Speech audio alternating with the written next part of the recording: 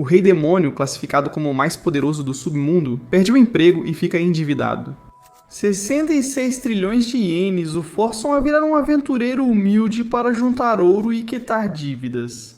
A história começa numa noite fria no castelo do submundo onde está o protagonista, e o rei Merlin, que é tão poderoso que trabalha de forma relaxada. Enquanto lá fora acontece uma guerra que já dura séculos neste mundo entre humanos e demônios. Atualmente são liderados por Lilith, irmã do rei. Uma súcubo bastante poderosa que parece controlar o inimigo usando seu charme para que eles se ataquem entre si. Porém, os humanos também usam heróis como armas, com Alice liderando-os.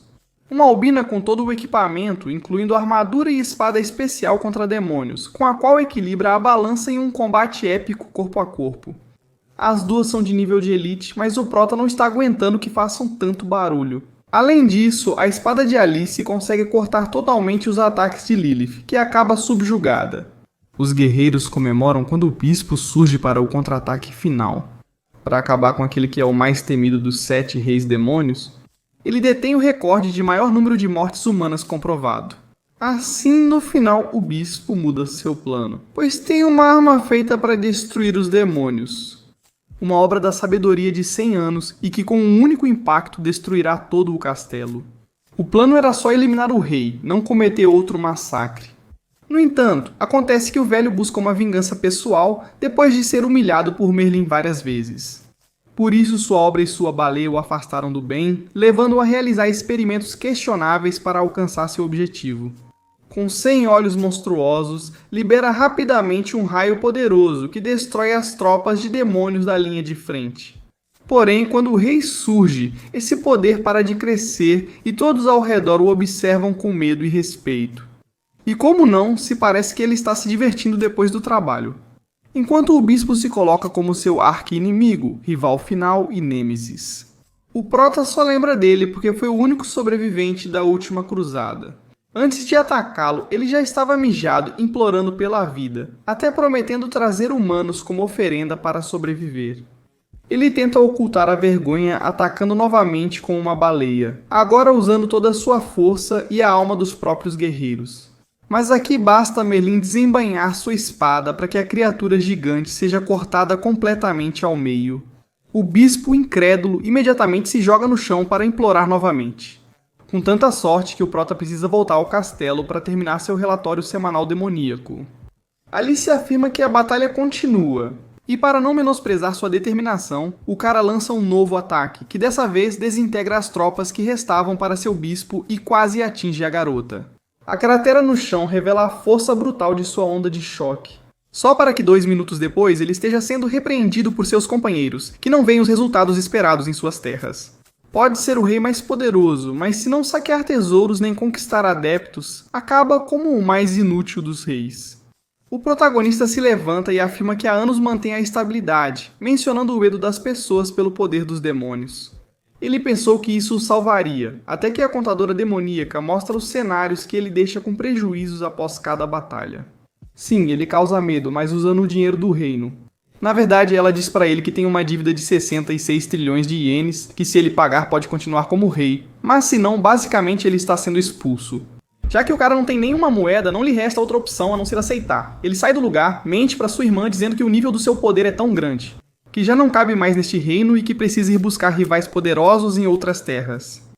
Ela faria qualquer coisa para que ele ficasse, mas quando ele diz que deve 66 trilhões, ela mesma faz as malas para que ele comece sua nova vida no mundo humano. Enquanto isso, Alice, gravemente ferida, tenta escapar dos demônios, fingindo-se de morta para ver se funciona. A garota quer usar sua cabeça para decorar o quarto, então ela foge com suas últimas forças. E para se divertir, Suku manda seus 2 lobos do submundo para caçá-la. Enquanto isso, o protagonista busca barcos para cruzar o mar demoníaco, mas destruiu todos na última batalha. Então não lhe resta outra opção a não ser usar alguns bots. De longe, ele vê uma garota perseguida por lobos, uma mulher considerada muito poderosa por toda a vida. Entre os humanos, ele percebe que com outras raças ainda tem muito a aprender. Mesmo assim, ela disse à mãe que queria sair, explorar e não morrer sozinha, queria se apaixonar, isso a motiva a lutar. Porém, ao ferir um lobo, ele se torna ainda mais perigoso, é impossível. Merlin reaparece para acalmar as criaturas da irmã. mas principalmente para dizer que após quase salvá-la 2 vezes, sendo a primeira apenas sorte. Agora ela deverá ser sua escrava. Ela imagina todo tipo de obscenidades que ele vai fazer com ela, mas ele só a usa para que ela reme até as conhecidas Terras da Luz. Apesar de trabalhar tanto, ela até fantasia em humilhar o rei. E mais do que tudo, ao ver como ele não ajuda em nada e ainda acende uma fogueira no barco com comida deliciosa. Se fugisse, seria devorada por criaturas do mar, como tubarões que a cercam, mas fogem ao sentir a aura do protagonista. Ela não entende, pois em seu reino até barcos eram cobertos com esterco de dragão real para afastar esses tubarões, mas eles fugiram. Ela lembra que o dragão se perdeu e agora seu esterco é dos mais caros. Prota se ilumina, já que foi ele quem sequestrou o dragão real e o transformou em seu mascote. Se for resgatado, ele pode vender seus dejetos para pagar a dívida e voltar ao castelo demoníaco. A garota percebe que o cara quer deixá-la e descarta o cristal, o que cancela o controle do dragão, obrigando-os a continuarem viajando juntos. No entanto, ainda é estranho que agora nem vejam peixe por perto. Eles acabaram atraindo a atenção do monstro marinho, uma enorme deformidade cheia de dentes.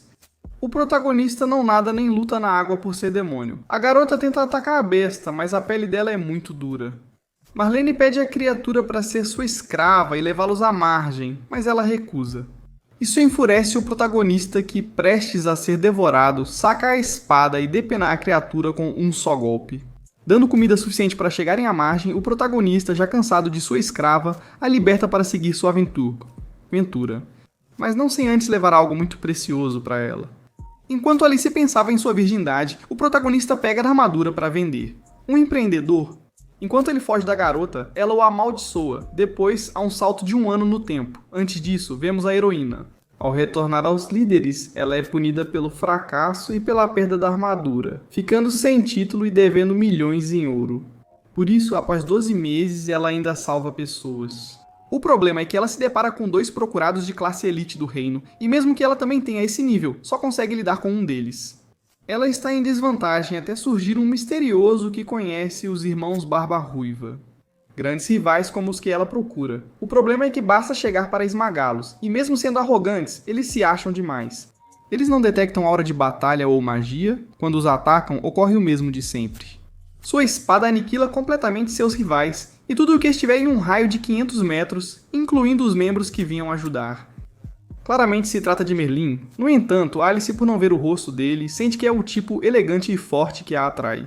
Boatos circulam na cidade sobre um herói que não é bom nem mal, apenas muito forte. Por isso Merlin, sem estar muito consciente, passa a ter outra identidade. Ainda assim, ele não liga, pois seu objetivo é ser um dos bandidos mais procurados. Mas a identidade conhecida é triste, pagam recompensa muito baixa por ele. Isso é evidente para Alice, que busca vingança pelas humilhações enquanto trabalha para pagar a dívida com a bênção de seu amado Nightblade. A garota vai se decepcionar quando descobrir que eles são a mesma pessoa.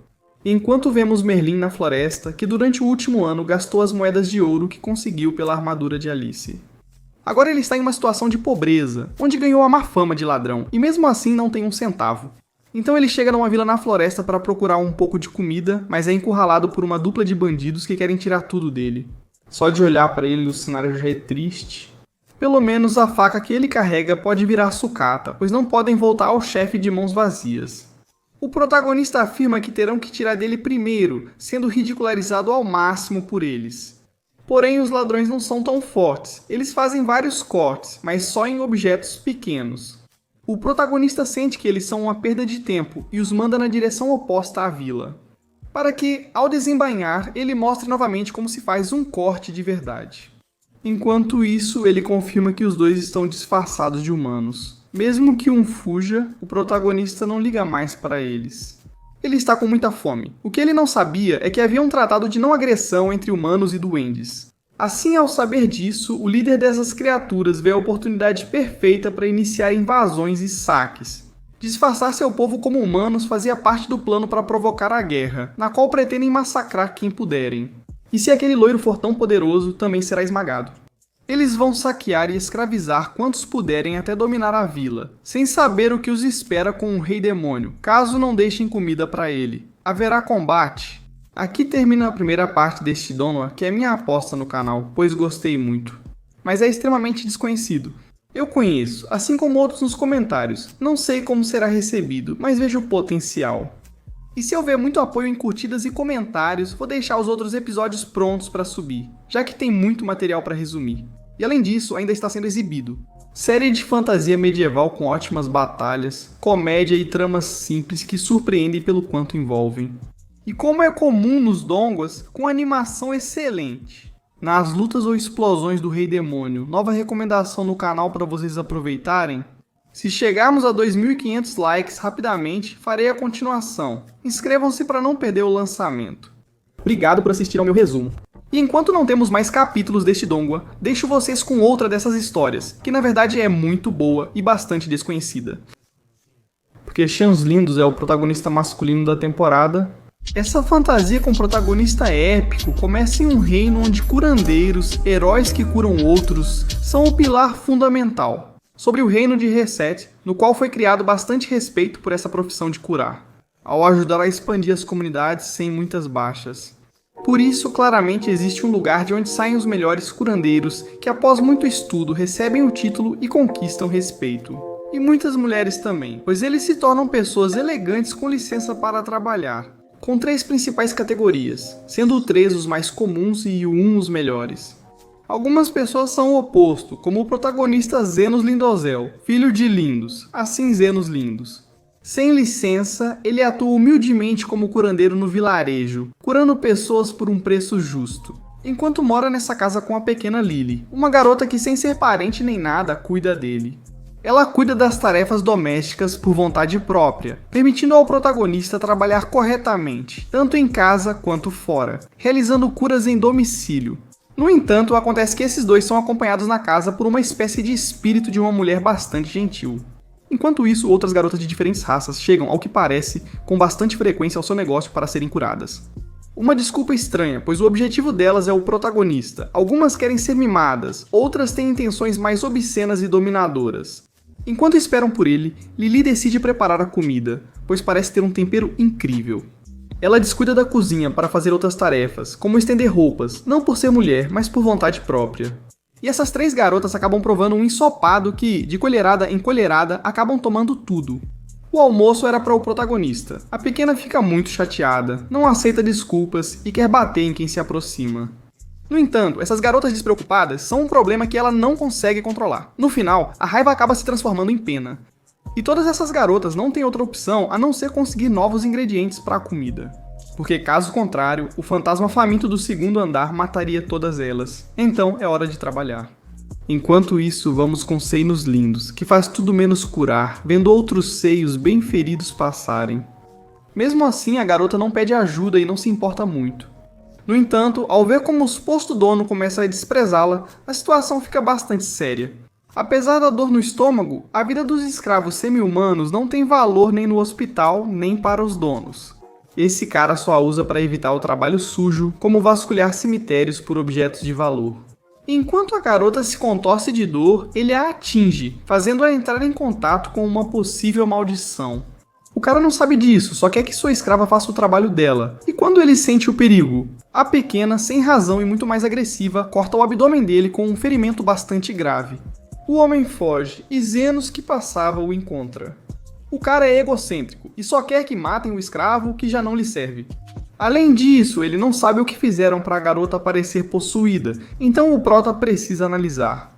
Enquanto isso, com incrível agilidade, ele desvia de ataques poderosos para o tamanho da coelha e protege o burguês.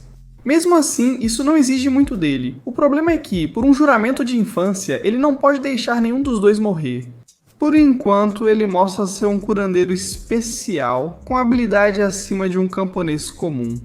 Na verdade, é incomum a um curandeiro ser tão poderoso.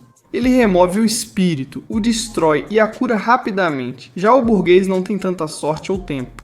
Como o protagonista não vai curá-lo de graça nem tem obrigação, ele nunca conseguiu a licença, pois há regras a seguir. Para salvá-lo da morte, o cara cobra mais caro que o normal. Além disso, ele exige que a coelha seja levada com o título de proprietário, o que o cara acha muito injusto. Mas, para sair bem com seu misterioso negócio de saquear tumbas, ele acaba pagando. Enquanto Seios Lindos coloca a garota em um lugar seguro para contar a ela, quando ela acorda que agora tem um novo dono. Como escravagista respeitado, ele a faz se despir para avaliar sua condição física. Assim, ele descobre o cálculo responsável pelas dores de estômago dela. Sem que se perceba, ele corta, abre, retira o cálculo e sutura como um verdadeiro profissional, quase. E a garota sente isso. No entanto, isso, além de tê-la salvado, terá um preço. Então o cara pede para ela obedecer e ajudá-lo a procurar uma erva que ele precisa, algo sobre o qual a semi-humana entende bastante. Portanto, ao cumprir sua tarefa, o protagonista decide que já foi o suficiente. Agora ela será livre. Foi surpreendente para ela, que esperava acompanhá-lo mais, não ser libertada por uma ordem tão simples. No entanto, para o protagonista é o suficiente. O contrato está rompido, a garota pode fazer o que quiser, e é exatamente isso que o protagonista quer, que a garota possa recomeçar. Embora é claro que ela tenha em mente que Seios Lindos sempre estará lá no dia em que precisar de alguma cura, obviamente pagando um bom preço. É assim que ele volta para casa, que olhando com atenção está bastante descuidada, já que, como vemos, o protagonista é bem estranho com coisas materiais. Mesmo assim, ao trazer as ervas, ele encontra seus pacientes habituais na hora de preparar a comida. A aventura de hoje o deixou cansado, e agora é hora de todos se reunirem para aproveitar. Para nos deixar assim, com o primeiro episódio deste anime, que provavelmente será a única série japonesa que vou resumir nessa temporada. Como sabem os poucos fiéis do canal, prefiro séries completas ou chinesas, espero que aproveitem. Quem chegou até aqui, comente o que achou dos resumos. Um pouco mais focados no que eu penso no momento sobre a série, sobre o que estou assistindo, e não tanto em explicar detalhadamente do que trata a história. Quero renovar um pouco meu estilo, e se vocês gostarem, começarei a trazer as histórias desse jeito. Qualquer opinião, estou atento aos comentários. Anime de fantasia genérico com protagonista poderoso, como sempre. São animes para passar o tempo, mas com animação de batalhas bem fluida e ótima, pelo menos no primeiro episódio. Se apoiarem o vídeo, toda semana trarei episódio novo. Aproveitem o conteúdo do canal. Obrigado por assistir ao resumo. Como disse meu pai, abandono vocês.